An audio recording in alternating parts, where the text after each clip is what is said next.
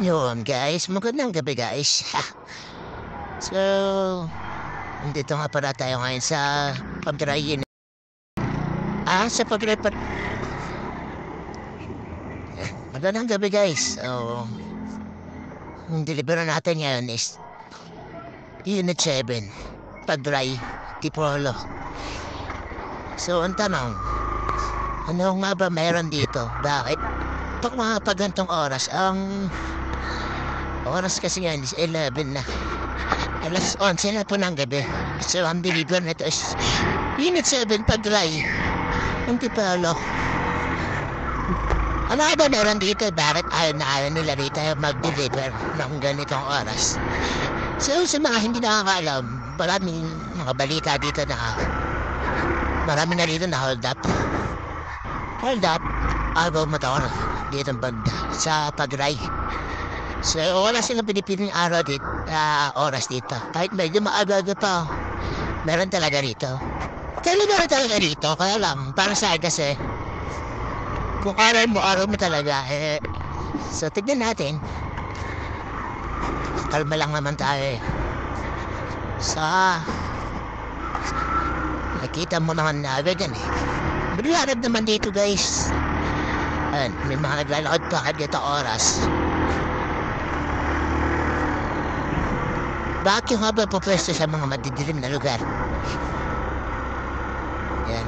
Tingnan niyo naman daan dito. Kitang-kita niyo naman daanan.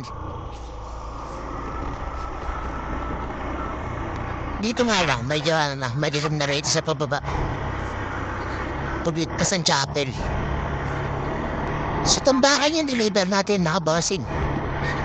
Isa talaga yun sa mga inaayawan ng mga rider dito ang tambakan. Yan, Unit 7. Iwan ko, ba't nila inayawan? Siguro, tatakot. May iras. Diskarte nila yan. Sabi nga naman ibang rider dyan, diskarte daw nila. Diskarte yun. Ano yan? Yan, tumal-tumal lang kayo. Hindi iyak sa, sa booking na ang tumal-tumal. Nakapagpatalo niya kayo eh, tapos tumalin pa kayo. Wala yung karapatang mamang sa tumal kung magpapatalong kayo ng booking. Yun lang yan, mga bossing. Galing nga pala ito, Ogyo Gito. Yan, Ogyo Gito. Ito pala ito lamang, tambakan, pagdalo. Ditong oras. Alas 11. So, yan. Kunti na lang tao nasa labas, pero maliwanag talaga dito.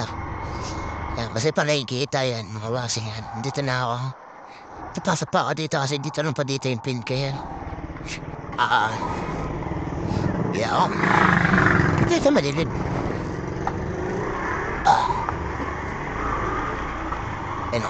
Dito ako natin pumapeste pang nagde-deliver eh. Tapos maliwanag dito. Yan. Pinapatay ko na.